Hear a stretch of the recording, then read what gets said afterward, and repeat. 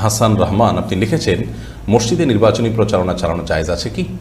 মসজিদে নির্বাচনী প্রচারণা চালানো এটা কোনো অবস্থাতে জায়েজ থাকতে পারে না। কারণ নির্বাচনী প্রচারণা এটি হলো নিজেকে প্রচার করা এবং নিজেকে ভোট দেওয়ার জন্য মানুষকে আহ্বান করা এবং নিছকই দুনিয়াবি এবং জাগতিক বিষয়কে কেন্দ্র করে এটি হয়ে থাকে। আর এটি যখন হতে থাকবে এর নানাবিধ, প্রথমত এটি একান্ত দুনিয়াবি আলাপ, একান্ত নিজের স্বার্থ সংশ্লিষ্ট আলাপ, যেটা মসজিদে মানুষের মাঝে ঘোষণা দেওয়া জায়েজ নয়। নবী করিম সাল্লাল্লাহু আলাইহি সাল্লাম সূরা আবু দাউদ সহ বিভিন্ন হাদিসে কিতাবে বর্ণিত হাদিসে তিনি বলেছেন যে ব্যক্তি মসজিদে কোনো হারানো জিনিসের ঘোষণা দেয়, আল্লাহ যেন তাকে সেটা ফিরিয়ে না দেন। তার মানে মসজিদে হারানো জিনিসের ঘোষণা দেওয়া জায়েজ নয়।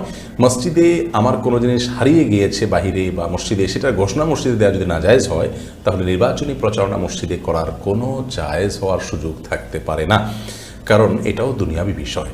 তাছাড়া এ ধরনের প্রচারণার ফলে এক পক্ষ প্রচার করবে, আরেক প্রতিপক্ষ আসবে প্রচার করতে, তারা একরকমের কথা বলবে, অপর পক্ষ এসে অন্য রকমের কথা বলবে এবং এখানে পাল্টাপাল্টি হতে পারে, বিশৃঙ্খলা হতে পারে এবং হওয়াটা স্বাভাবিক হয়ে থাকে অহরহ বাস্তবতাও তাই।